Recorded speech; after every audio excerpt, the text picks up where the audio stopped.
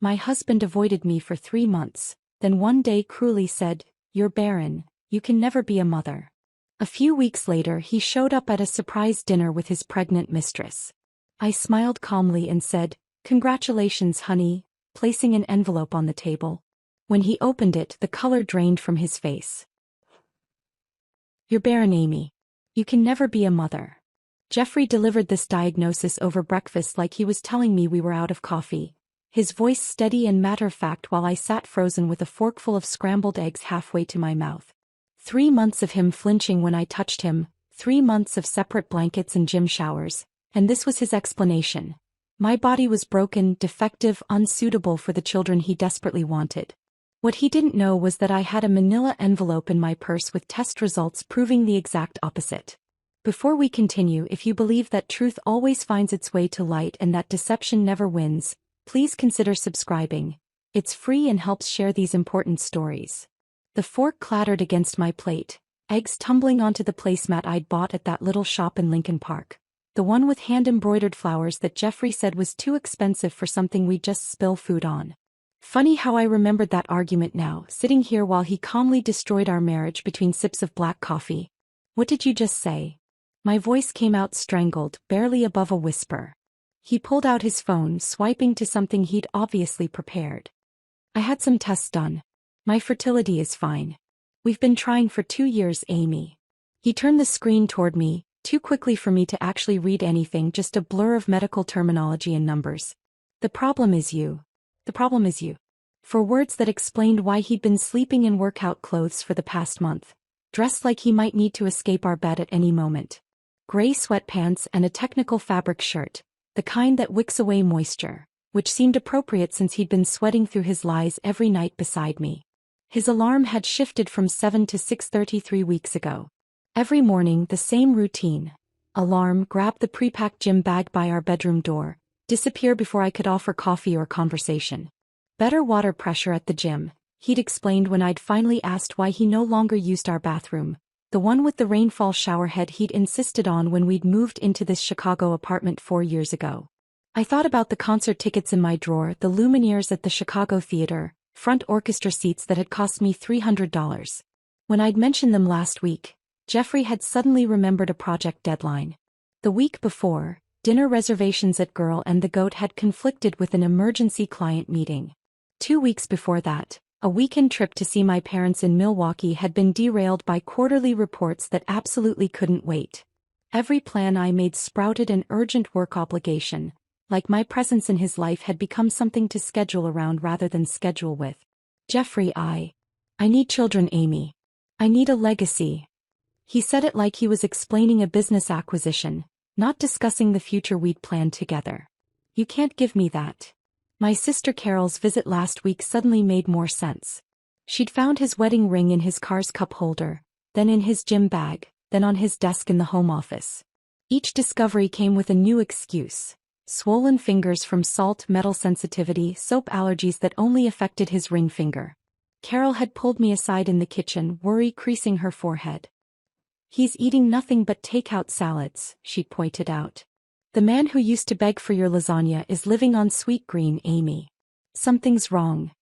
I'd dismissed it as stress from trying to conceive, but now I understood.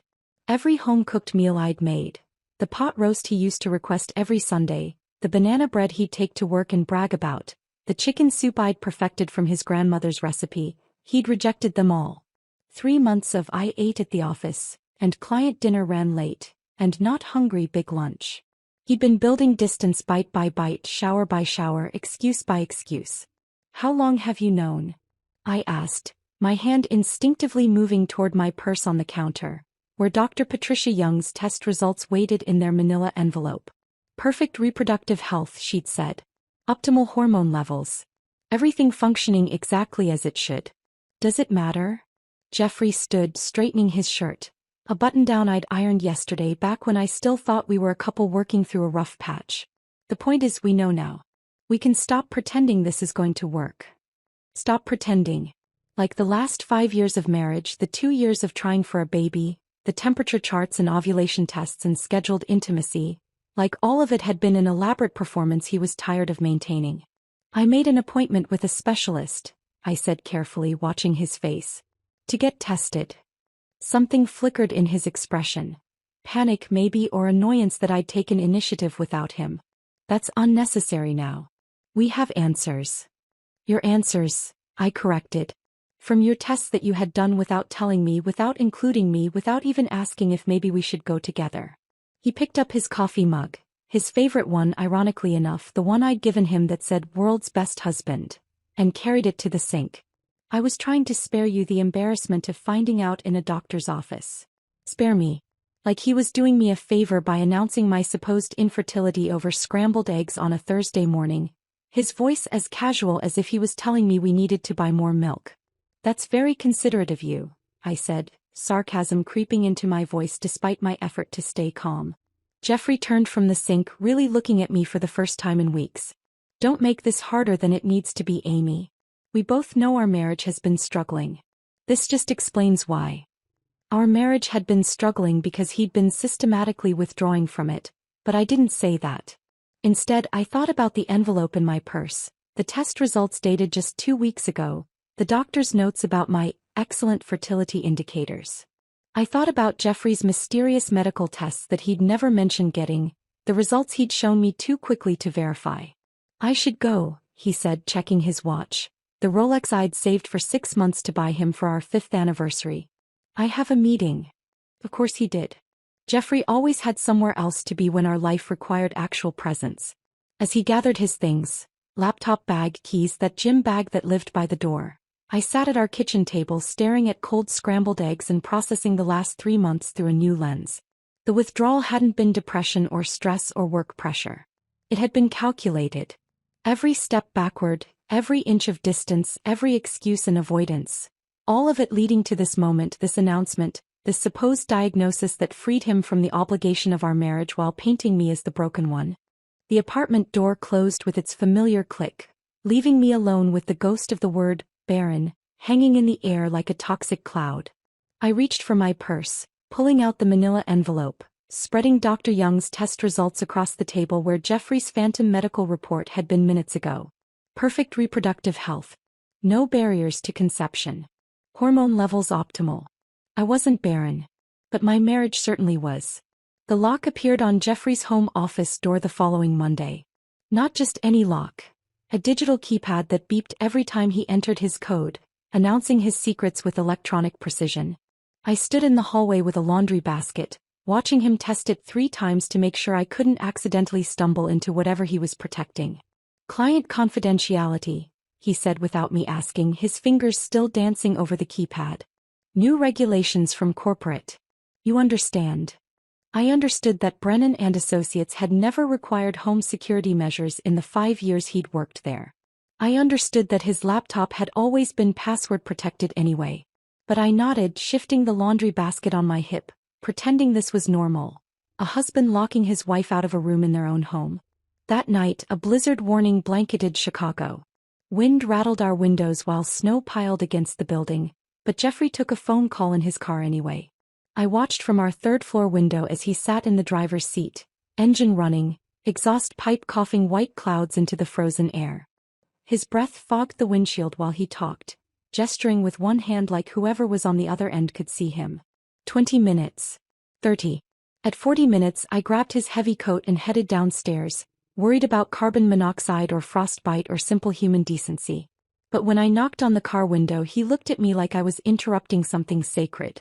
He held up one finger. Wait. Then turned away, continuing his conversation while I stood in the parking garage, holding his coat like an idiot. When he finally came inside, his ears were bright red, his fingers stiff from cold. Important call? I asked. You wouldn't understand, he said, and somehow that hurt worse than if he'd just lied. The physical rejection started subtly, then became theatrical. At our neighbor Mrs. Chen's funeral, sweet Mrs. Chen who used to bring us cookies every Christmas, I reached for Jeffrey's hand during the prayer. A normal gesture, something we'd done at dozens of services over the years. He jerked away like I'd burned him, fumbling for his phone instead, scrolling through emails while the pastor talked about love and loss and the people we leave behind.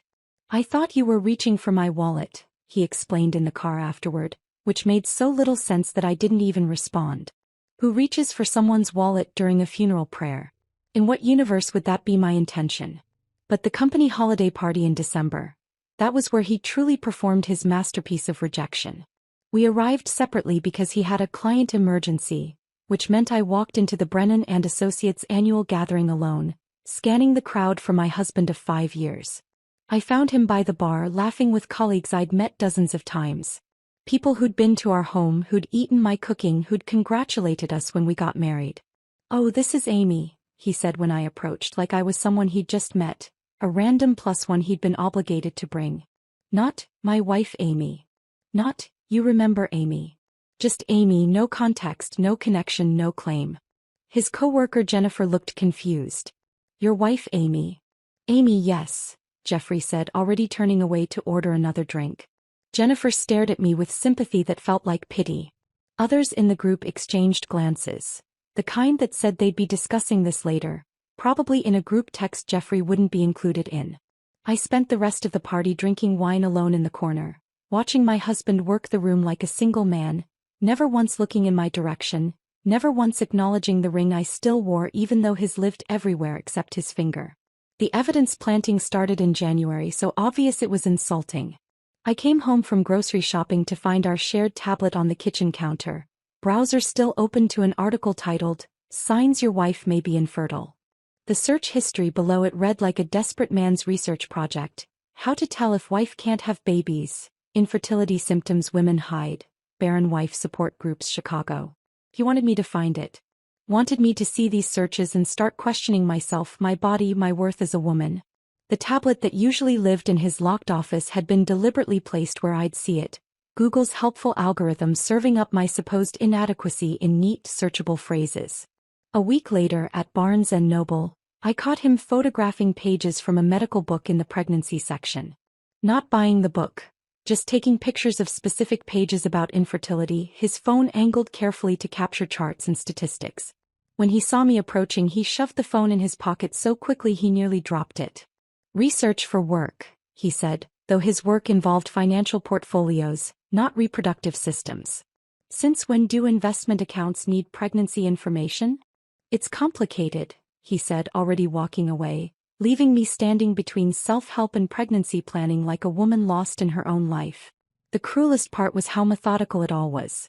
Every search, every photographed page, every planted piece of evidence, he was building a case against me, creating a paper trail of my supposed deficiency, making sure that when he finally announced my barrenness, there would be a foundation of concern and research to support his claim.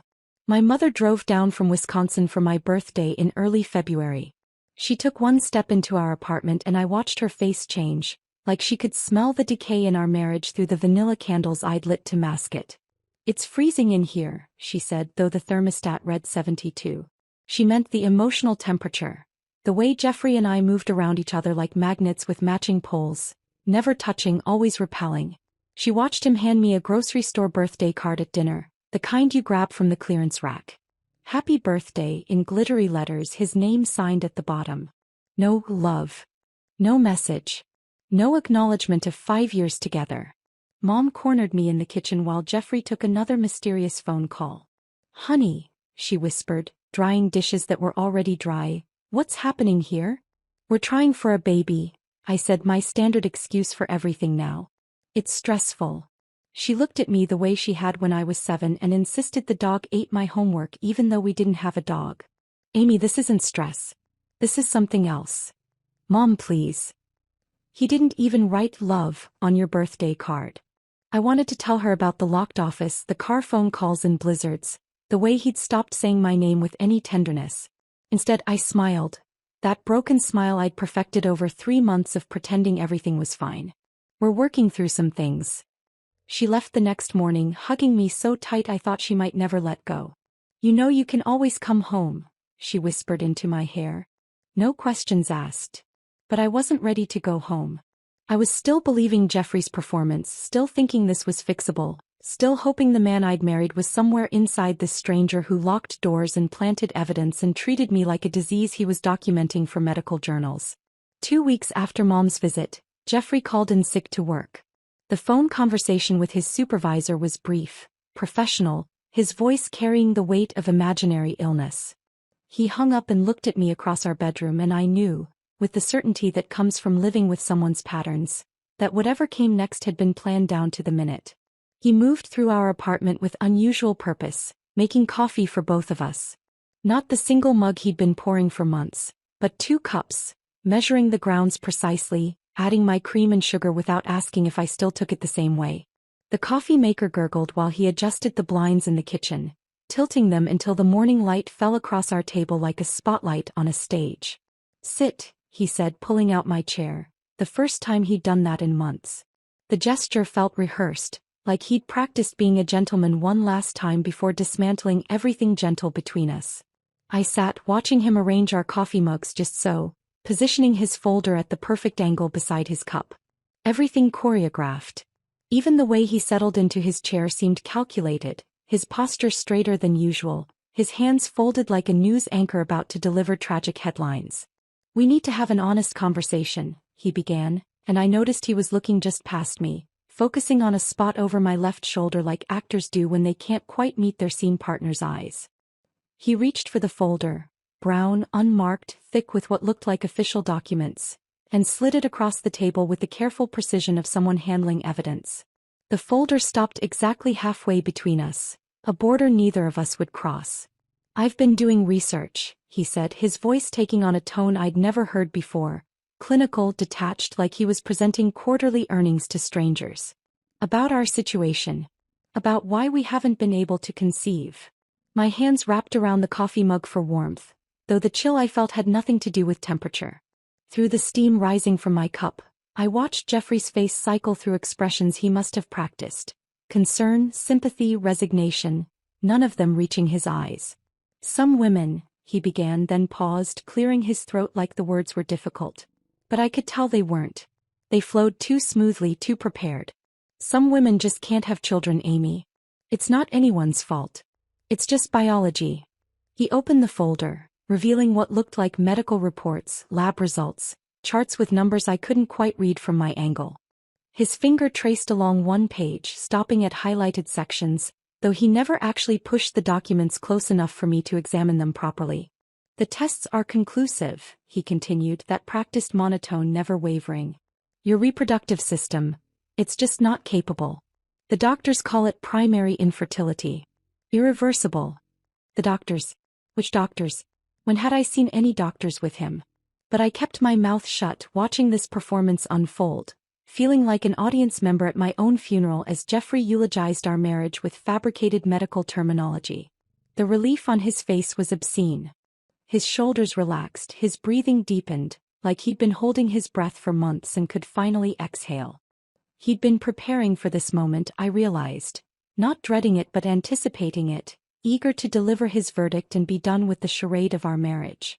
"We need to explore other options," he said, the words flowing faster now, more confident. "For having a family, I mean. I've been thinking about this a lot, Amy. I need children. I need to leave something behind, a legacy, you understand. A legacy." Like he was a king worried about succession instead of a financial analyst who spent his days moving numbers around spreadsheets.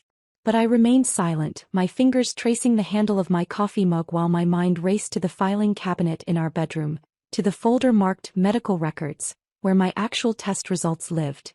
The ones from Dr. Patricia Young showing everything functioning perfectly, hormone levels optimal, no barriers whatsoever to conception. "I know this is hard to hear," Jeffrey continued, misreading my silence as devastation rather than calculation. "But we have to face facts. You're..." He paused, gathering himself for the final blow. "You're broken, Amy. And I can't fix you." The words hung in the air between us, and that's when my grandmother's coffee mug, the delicate china one she'd given me at our wedding, painted with tiny forget-me-nots and etched in gold, slipped from my numb fingers. It fell in what seemed like slow motion, turning once in the air before meeting our hardwood floor with a sound that was both musical and final. Coffee spread across the floor in a brown starburst, reaching toward Jeffrey's feet like an accusation. The mug had broken into 5 distinct pieces, the handle intact but separated, the bottom cracked clean off, the sides scattered like petals from a dead flower. I knelt to gather the pieces, my hands shaking not with grief but with rage I couldn't yet express. This mug had survived my grandmother's marriage of 62 years, had traveled from her kitchen in Ohio to mine in Chicago, had held thousands of cups of coffee through joy and sorrow and ordinary mornings that now seemed precious in their simplicity. "Leave it," Jeffrey said, already standing, stepping backward to avoid the spreading coffee. "I'll get paper towels." But I didn't leave it. I collected each piece carefully, cradling them in my palm like injured birds. The forget-me-nots were still visible on the larger fragments, their blue paint unchanged despite the violence of the break. As my fingers found each shard, I realized I wasn't gathering broken china. I was collecting evidence of something larger shattering, something that couldn't be glued back together with apologies or explanations. Jeffrey returned with an entire roll of paper towels, dropping them on the spill from a safe distance, watching me kneel among the ruins with an expression I couldn't read. Impatience maybe. Or disgust that I was making such a production of a broken cup when he'd just diagnosed me as defective. "It's just a mug," he said.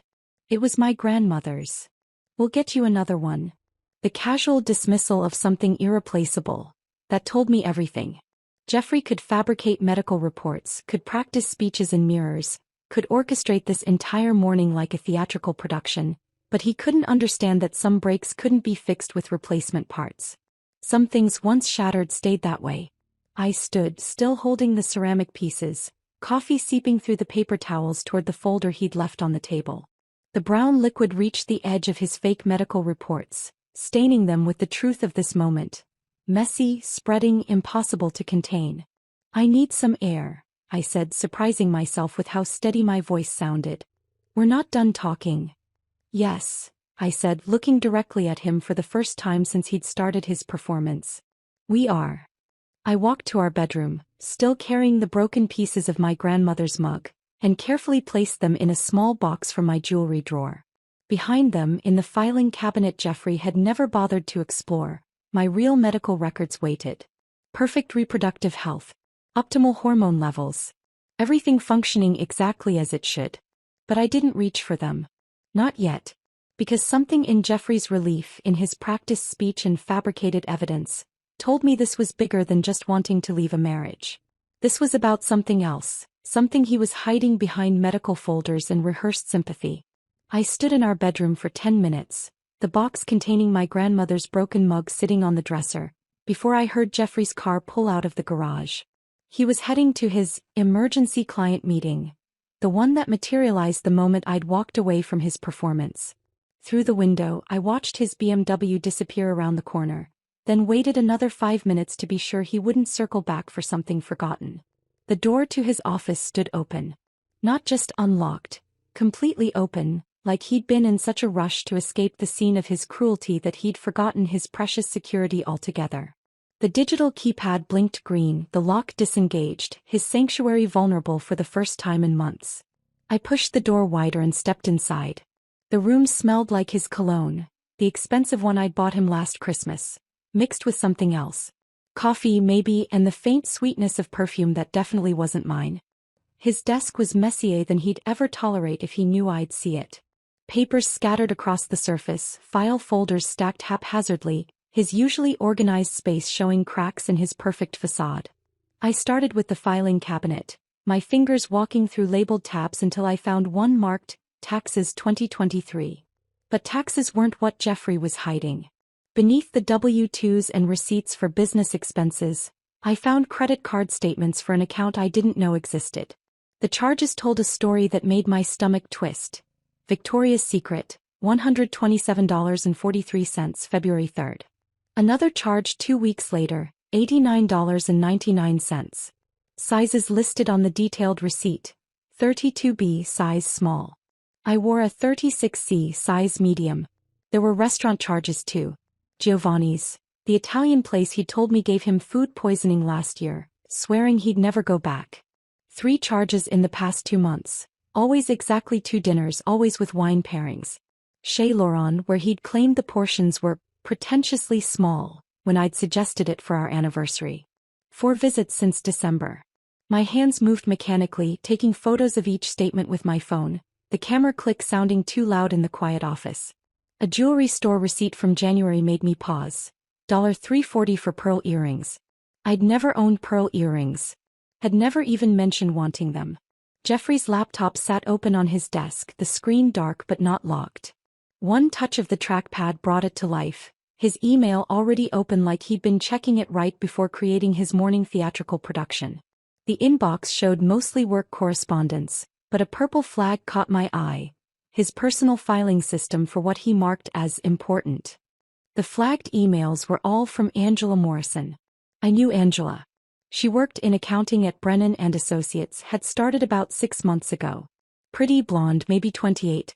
She'd been at the holiday party where Jeffrey had introduced me as just Amy, and now I understood the sympathetic look she'd given me hadn't been sympathy at all. It had been pity mixed with guilt. The emails started professionally enough in November. Thanks for your help with the Richardson portfolio. The client loved your presentation. Normal workplace correspondence that no one would question. But by December the tone had shifted. Can't stop thinking about lunch yesterday. Your cologne is still on my scarf. Missing your touch. January brought declarations. I've never felt this way before. You make me believe in forever. Can't wait until we don't have to hide. But it was the February emails that stopped my breathing. An attached photo loaded slowly. An ultrasound image, grainy black and white, a tiny blob circled in red. The subject line, Our little miracle, 12 weeks. Her message below, I know the timing isn't perfect, but this baby is our new beginning. After you leave Amy, we can finally be the family we're meant to be. I love you both so much already. 12 weeks. I did the math quickly. Conception in November, right when the emails had started. While Jeffrey had been avoiding my touch like I was contagious, he'd been creating a life with someone else. While he'd been calling me barren, broken, unfixable, Angela Morrison had been carrying his child. I photographed everything, every email, every declaration of love, every mention of their future plans. My phone storage filled with evidence of my husband's double life, each image another nail in the coffin of his lies. But I needed physical copies, needed them organized and undeniable. The library was my next stop. I told the librarian I was working on a legal project, which wasn't entirely untrue, and she set me up at a computer in the corner. One by one I uploaded the photos from my phone, adjusted them for clarity and printed them on the library's high-quality printer. The machine hummed and clicked, producing page after page of betrayal in full color. I bought a binder from the office supply store next door. Black, professional, the kind lawyers use for case files. Back at the library I organized everything chronologically, using divider tabs labeled by month. November's professional emails. December's escalation. January's declarations. February's pregnancy announcement. Each piece slotted into protective sheets, building a timeline of deceit that no one could dispute. My hands had stopped shaking completely. Instead they moved with surgical precision, creating a weapon made of truth and timestamps. When the binder was complete I couldn't take it home. Jeffrey might find it, might destroy it before I was ready. So I drove to my sister Carol's apartment in Lincoln Park, used the spare key she'd given me years ago, and hid it behind her winter coats in the hall closet. Insurance, I whispered to the empty apartment, though I knew it was more than that. It was proof. It was power. It was the beginning of something I couldn't quite name yet. The next morning I called Dr. Young's office. I need copies of my test results, I told the receptionist. Official ones with letterhead. It's for insurance purposes. Dr. Young saw me that afternoon, running the same test she'd done weeks earlier just to make sure nothing had changed. Blood draws, ultrasounds, hormone panels. The full diagnostic panel that would prove beyond any doubt what Jeffrey's fake medical reports tried to deny. These numbers are exceptional, Dr. Young said, reviewing the results on her computer. You're in the 95th percentile for fertility health in your age group. Actually in any age group. I rarely see numbers this ideal. Could you put that in writing? I asked. The insurance company needs detailed documentation. She printed multiple copies, each one stamped with her official seal, signed with her authoritative signature. Medical proof that I wasn't broken, wasn't barren, wasn't any of the things Jeffrey had tried to label me. Are you sure everything is okay? Dr. Young asked as she handed me the folder. You seem different from your last visit. Everything's becoming very clear, I told her, and for the first time in months, it was the complete truth. I drove home from Dr. Young's office with the folder of fertility results on the passenger seat, my mind already shifting into performance mode. If Jeffrey wanted a broken wife, I'd give him exactly that. A devastated woman grappling with her barrenness while he built his new life with Angela Morrison. The first stop was the bookstore near our apartment. I gathered armfuls of adoption brochures from the family planning section, making sure to choose the ones with the most heart-wrenching photos. Children waiting for homes, statistics about older couple adoptions, testimonials from parents who'd found alternative paths to parenthood. The cashier, a young woman with kind eyes, touched my hand gently as she handed me the bag. "Whatever journey you're on," she said softly, "I hope you find peace." I almost laughed. Peace was the last thing I was looking for. Back home, I arranged the brochures with artistic precision. One on the coffee table, partially hidden under a magazine like I'd been reading it privately. Another bookmarking the page in my bedside novel. A third tucked into my purse where Jeffrey would see it when I, accidentally, left the bag open on the kitchen counter. Our shared computer became my next canvas. I spent 2 hours researching IVF clinics, fertility treatments, and donor egg programs, making sure to create an extensive browser history. I bookmarked pages titled "When Your Body Fails You" and "Accepting Infertility: A Woman's Guide to Grief." I even created a spreadsheet comparing clinic costs, knowing Jeffrey's analytical mind would check my search history and appreciate the thorough documentation of my supposed desperation. The support group was perhaps my finest performance. Chicago fertility warriors met Wednesday evenings in a church basement in Wicker Park. I arrived 15 minutes early wearing the oversized sweater Jeffrey had given me 2 Christmases ago, the one that made me look smaller, more vulnerable. "I just found out," I told the group, my voice breaking at exactly the right moment. "My husband, he's been so supportive, but I can see the disappointment in his eyes. He wants children so badly." The other women surrounded me with genuine compassion, sharing their own stories of loss and longing. I felt like a fraud among their real pain, but I needed the receipt from the donation box, needed the attendance card they stamped, needed Jeffrey to find these breadcrumbs and believe I was drowning in the diagnosis he'd invented. When I got home that night, Jeffrey was already there, a rare occurrence. He stood in the kitchen holding one of the adoption brochures I'd left out, his expression unreadable. "You're looking into adoption?" he asked, his voice carefully neutral. I thought maybe. I let my voice trail off, added a small sniffle for effect. "If we can't have our own." Something shifted in his face. Satisfaction maybe, or relief that I was accepting his narrative. "That's very mature of you, Amy. Very practical." Practical. Like choosing a different route to work when there's traffic. Not like contemplating raising another person's child because your husband has convinced you that your body is broken. Over the next week, Jeffrey's behavior changed dramatically. He started coming home later and later. Midnight, 1 o'clock, sometimes 2 in the morning. No more excuses about client dinners or emergency meetings. He'd simply walk in, shower immediately, and slide into bed without a word. The smell of Angela's perfume clung to him like evidence he wasn't even trying to hide anymore. I watched him slowly evacuate our life.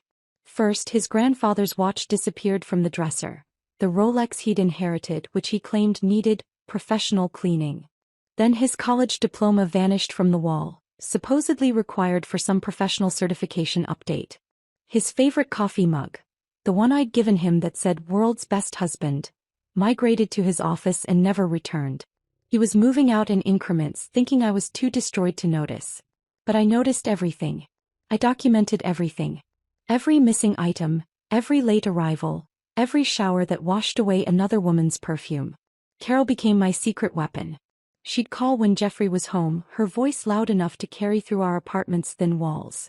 "Amy, honey, you need to accept what you can't change," she'd say while actually texting me links to divorce attorneys. "I know," I'd respond tearfully. "I just need to find a new purpose in life." Meanwhile, I was screenshotting Jeffrey's credit card charges for hotels during lunch hours. One evening, Carol outdid herself. Jeffrey was in his office with the door cracked and she called right on schedule. "Have you thought about teaching? Or charity work?" she asked loudly. Women who can't have children often find fulfillment in other ways. I sobbed convincingly into the phone while typing notes about Angela's pregnancy timeline on my laptop. "Maybe you're right. Maybe I need to stop hoping for something that will never happen. Jeffrey actually emerged from his office, walked over and patted my shoulder. The first time he'd voluntarily touched me in months. The gesture was so condescending, so falsely sympathetic that I had to bite my tongue to keep from laughing. "Your sister gives good advice," he said, already backing away like sympathy was a limited resource he couldn't afford to waste. Thursday afternoon, my phone buzzed with a text from Jeffrey. "Dinner tomorrow at La Bernardine, 7 p.m. Important news to share. Please don't be late." La Bernardine. Where he'd proposed 6 years ago. Where we'd celebrated our first anniversary. The calculated cruelty of choosing that restaurant for whatever announcement he was planning made my hands shake. Not with sadness but with anticipation. I spent Friday afternoon in methodical preparation. The binder from Carol's apartment came home with me, its contents transferred to a manila envelope. Thick, substantial, impossible to ignore. I arranged the evidence in a specific order. My fertility test results first, proving his fundamental lie. Then the credit card statements, the restaurant receipts, the Victoria's Secret charges. The jewelry store receipt for earrings I'd never seen. Finally, the printed emails with Angela, ending with her ultrasound photo and declaration of love. Each page was a bullet, loaded in sequence for maximum impact. I chose my outfit carefully. The black dress Jeffrey had bought me for my last birthday, the one he'd said made me look beautiful before he'd decided I was broken. I did my makeup with steady hands, each stroke of mascara and armor against whatever cruelty he'd planned. The manila envelope fit perfectly in my purse, its weight reassuring against my side.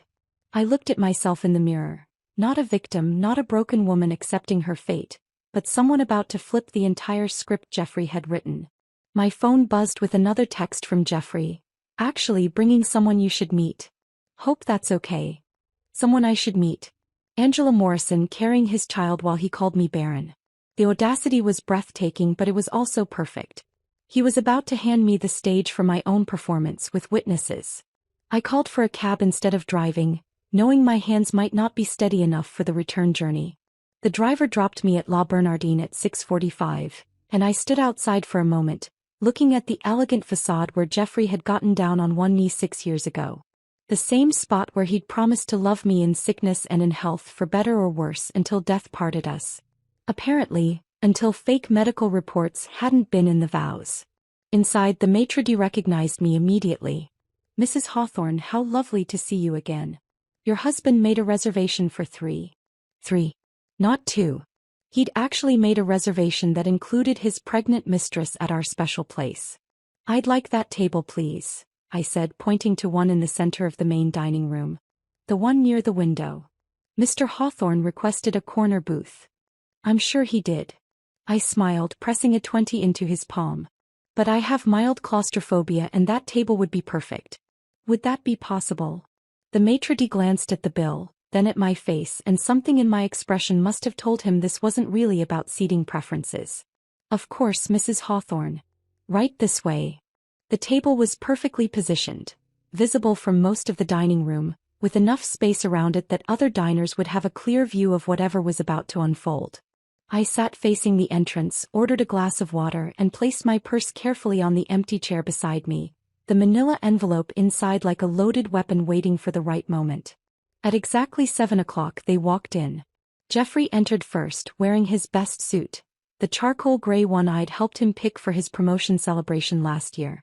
Behind him, her hand resting on his arm like she belonged there, was Angela Morrison. The flowing blue dress she wore made her pregnancy unmistakable, the fabric draping over what looked like a 4-month bump. Her blonde hair was styled in soft waves, her makeup perfect, her entire appearance screaming, "I'm the upgrade." The dining room seemed to pause. I saw recognition flash across several faces. Colleagues from Jeffrey's firm, neighbors from our building, even Dr. Patel from the 3rd floor who'd attended our anniversary party 2 years ago. The collective intake of breath as they realized Jeffrey Hawthorne was escorting his visibly pregnant mistress to dinner with his wife was almost audible. Jeffrey's step faltered when he saw where I was sitting, not hidden in a corner booth but displayed in the center of the room like a piece of theater. His jaw tightened, but he recovered quickly, guiding Angela forward with his hand on her lower back, proprietary and protective. "Amy." he said when they reached the table, not quite meeting my eyes. "This is Angela from my office. I thought it was time you met." Angela had the decency to look uncomfortable, her free hand moving to her belly in what seemed like a nervous gesture. Up close I could see she was younger than I'd thought, maybe 27, 28. She had that pregnancy glow people talk about, though it might have just been embarrassment warming her cheeks. "How lovely," I said, standing to pull out Angela's chair before Jeffrey could. "Please sit. You must be tired being so far along." Angela's eyes widened slightly at my solicitousness, but she sat, mumbling a quiet thank you. Jeffrey took his seat, positioning himself between us like a referee at a boxing match. The waiter appeared immediately. La Bernardine's service was impeccable, and Jeffrey ordered a bottle of wine before remembering. "Actually, just 2 glasses. Angela can't drink," I finished. "Of course not. Congratulations on the baby, by the way." The word baby seemed to echo across our table. Angela's hand returned to her belly, a protective gesture that might have been touching if she wasn't carrying the child of my husband. "Amy," Jeffrey started, his voice taking on that rehearsed quality I'd heard so many times lately. "I know this is difficult, but given your situation, I think it's best if we discuss the future honestly." "Your situation?" "Like my supposed barrenness was a contagious disease we couldn't name directly. Angela and I have grown close through some difficult times," he continued, reaching over to place his hand over hers on the table. "She's been incredibly supportive as I've processed everything. Like our marriage was data to be analyzed rather than 5 years of shared life." "It must be hard," Angela said softly, speaking for the first time since sitting down. "Finding out you can't have children. Jeffrey told me about your diagnosis." The false sympathy in her voice was almost perfect. She'd clearly practiced this, probably with Jeffrey coaching her on exactly what to say. But there was something else there too, a tiny note of superiority. She could give Jeffrey what I couldn't. She was the fertile ground where his legacy would grow. "Yes, the diagnosis was quite shocking," I said, taking a sip of water. "Though I imagine there have been a lot of shocking discoveries lately." Jeffrey's hand tightened on his wine glass, but Angela didn't catch the undertone. She rubbed her belly in slow circles, a performance of maternal bliss that was clearly meant to contrast with my supposed emptiness. "We didn't plan for this to happen," Jeffrey said, launching into what was clearly a prepared speech. "But sometimes life takes unexpected turns. We have to accept reality and move forward with grace." "Accept reality. Move forward." He'd actually brought me here to our special place with his pregnant mistress to deliver corporate buzzwords about accepting my deficiency. "I completely agree," I said, smiling so warmly that Jeffrey shifted in his seat. "In fact, I'd like to propose a toast." I raised my water glass, waiting for them to lift their wine. Jeffrey looked uncertain, but Angela raised her water, eager to move past the awkwardness. "To new beginnings," I said. "To truth. And to unexpected revelations." We clinked glasses, the sound crystalline in the suddenly quiet restaurant.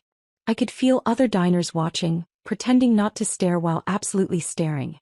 "Speaking of truth," Jeffrey said, setting down his glass with the gravity of someone about to deliver important news, "Angela and I wanted to be completely honest with you about our plans moving forward." Moving forward. There it was again, like our marriage was a business merger that hadn't worked out.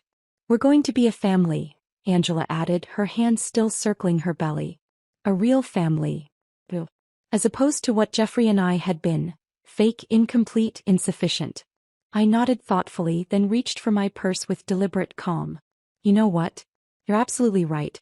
This is the perfect time for complete honesty." My fingers found the manila envelope, its weight reassuring and final. "And in the spirit of honesty, Jeffrey, I have something for you." The envelope made a soft sound as I pulled it from my purse, thick with documentation, heavy with truth.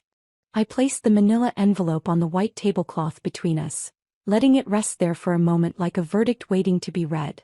The restaurant's soft lighting caught the envelope's edges, and I watched Jeffrey's eyes lock onto it with the wariness of someone who'd just noticed a snake.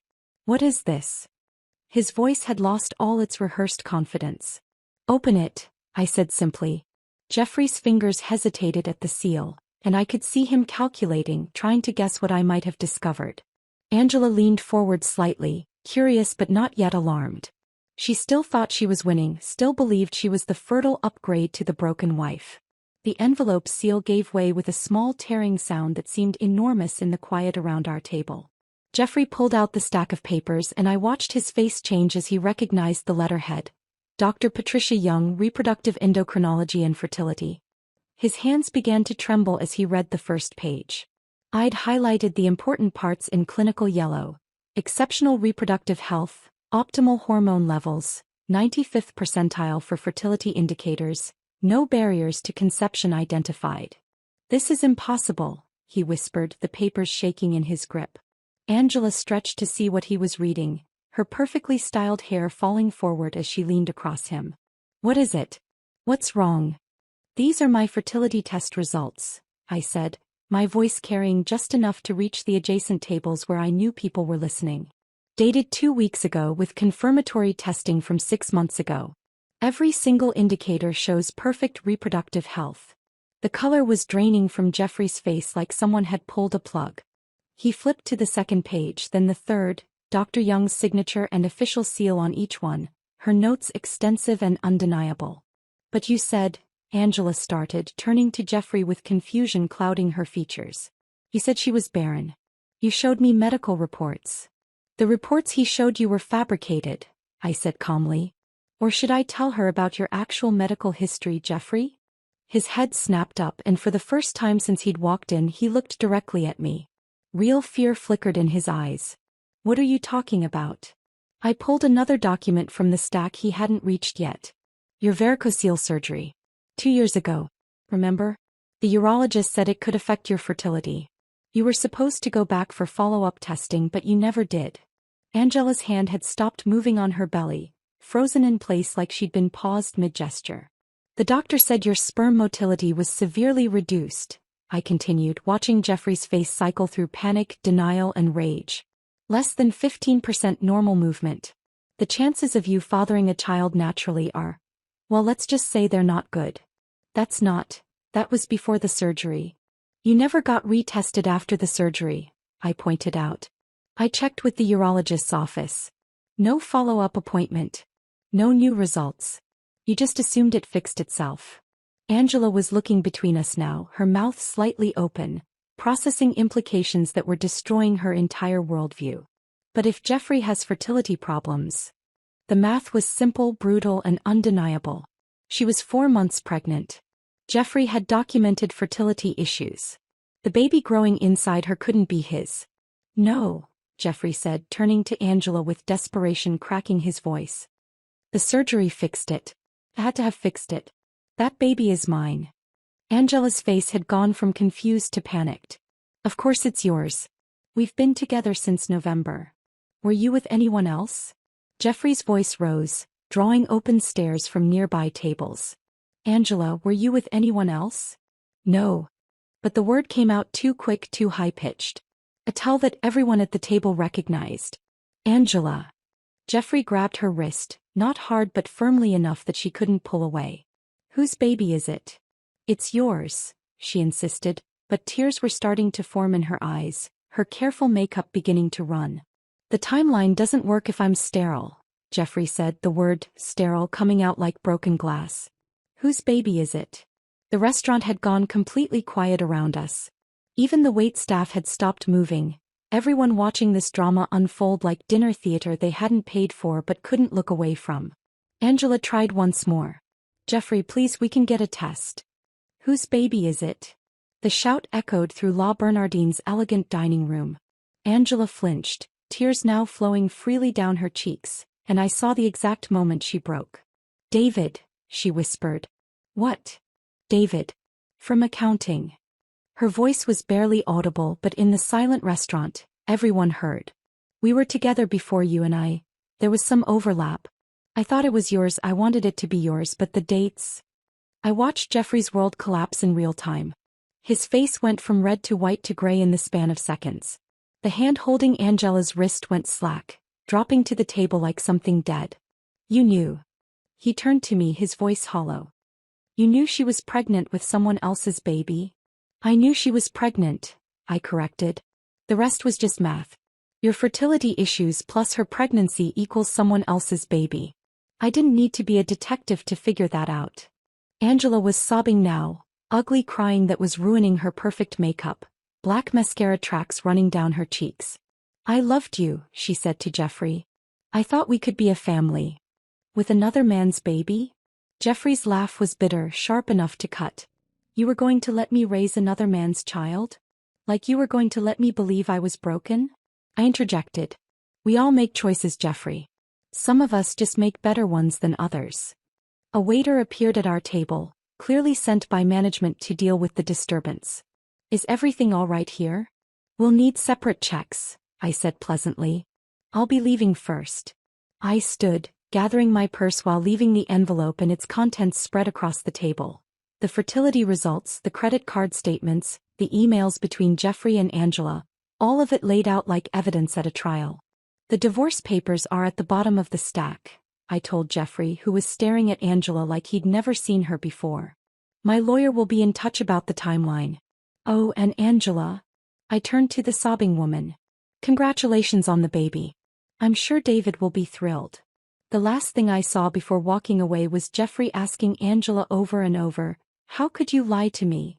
The same question I'd been asking myself for months, now turned back on him with interest. The maitre d' held the door for me as I left and I heard him whisper, well played, madam. Outside, the Chicago night air felt fresh and clean and full of possibility. I stood on the sidewalk outside La Bernardine, the cool Chicago wind cutting through my black dress, and pulled out my phone. Carol answered on the first ring. How did it go? Better than planned, I said, walking toward the lake. Angela's baby belongs to someone named David from accounting. Wait, what? Jeffrey can't have children. His surgery 2 years ago, he never got retested. Angela's been sleeping with a coworker. The whole thing unraveled right there at the table. Carol's laugh was sharp and bright. So he called you Barren while being sterile himself, and his mistress was pregnant with another man's baby? Karma apparently takes notes. I kept walking, my heels clicking against the pavement in a rhythm that felt like freedom. Behind me, through the restaurant's windows, I could still see our table. Jeffrey slumped in his chair, Angela sobbing into her napkins, the manila envelope's contents spread between them like the wreckage of two affairs colliding. My phone buzzed with a text from Jeffrey. This isn't over. I deleted it without responding and blocked his number. It was over. He just hadn't accepted it yet. The next morning I met with my lawyer, Patricia Chin, at her office in the Loop. She reviewed the restaurant security footage her assistant had somehow obtained. La Bernardine had cameras and the maitre d' had been very helpful, and smiled like a chess player seeing checkmate 5 moves ahead. He brought his pregnant mistress to your anniversary restaurant, she said, shaking her head. Judges hate that kind of cruelty. Add in the fake medical reports about your fertility, and we're looking at a very favorable settlement. I don't want his money, I said. I just want out. You'll take a fair settlement, Patricia corrected. You supported him through business school. You gave up your marketing career to follow his job to Chicago. You deserve compensation for that. He was right. I'd forgotten about those sacrifices, so buried under recent betrayals that I'd lost sight of everything I'd given up for Jeffrey's success. The divorce proceeded with surprising speed. Jeffrey, humiliated and desperate to leave Chicago, agreed to everything. The apartment, the savings, even alimony for 2 years. He signed papers with the defeated air of someone who'd lost a war he'd started. Angela disappeared from his life immediately. I heard through mutual acquaintances that she'd tried to convince him the baby could still be his, even suggested a paternity test, but Jeffrey was done with lies. He'd learned too late what deception felt like from the receiving end. 3 months later, I was watering herbs on the balcony of my new apartment in Lincoln Park when my phone rang. Unknown Boston number. Amy. Jeffrey's voice sounded hollow, distant. I wanted to apologize. I set down the watering can and looked out at Lake Michigan, blue and vast and honest. For which part? All of it. Calling you Barren. Angela. The whole thing. Are you apologizing because you're sorry or because your life fell apart? The silence stretched long enough that I thought he'd hung up. Then, Angela had the baby. David's fighting for custody. She named me on the birth certificate initially, but the paternity test. God, Amy, she tried to trap me with another man's child. Like you tried to trap me with fake infertility? I know. I see it now. The irony. It's not irony, Jeffrey. It's justice. I hung up and blocked the Boston number 2. 2 weeks later, I met Mark at a medical conference where I was presenting on healthcare marketing. He was a pediatrician from Northwestern Memorial, tall and kind with hands that had held thousands of babies. When I told him my story over coffee, the whole ugly truth, he laughed so hard he nearly spilled his latte. Your ex-husband called you Barren? He shook his head in disbelief. I've seen your test results in your medical disclosure. You're in the 95th percentile.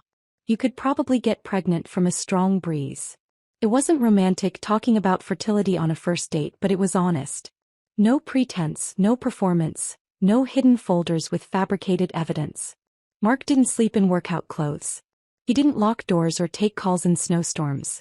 When he stayed over, he pulled me close instead of building walls down the middle of the bed. His phone sat face up on the nightstand, unlocked, boring with its lack of secrets. 6 months after the divorce, I planted tomatoes on my balcony, Cherokee purples and sun golds, varieties that needed attention and care but rewarded you with abundance if you were patient. As I pressed seeds into soil, I thought about growth, about things that flourish when planted in truth instead of deception. The tomatoes grew tall and strong that summer, their vines reaching toward the sun like they had nothing to hide. I gave extras to my neighbors, to Carol, even to the maitre d' at La Bernardine who'd become a friend after that night. These are incredible, he said, biting into one. What's your secret? Good soil, I told him. No lies mixed in. Jeffrey sent one last email before I changed my address. He was in Boston working at a smaller firm, living in a studio apartment.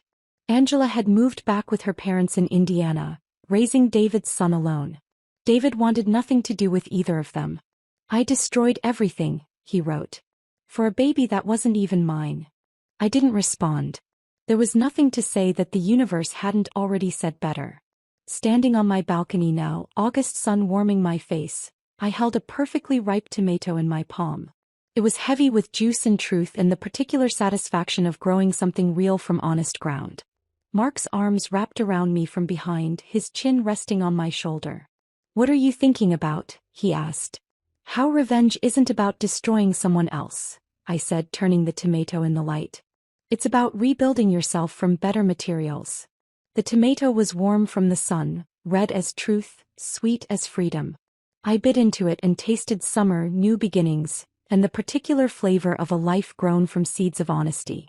Below us, Lake Michigan stretched endless and blue, and the wind carried the sound of laughter from the beach, from people living lives without locked doors or fake medical reports.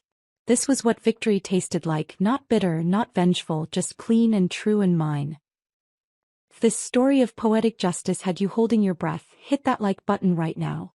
My favorite part was when Jeffrey demanded to know whose baby Angela was carrying, only to discover he'd been played by the woman he betrayed me for. What was your favorite moment? Drop it in the comments below. Don't miss more gripping stories like this. Subscribe and hit that notification bell so you never miss an upload.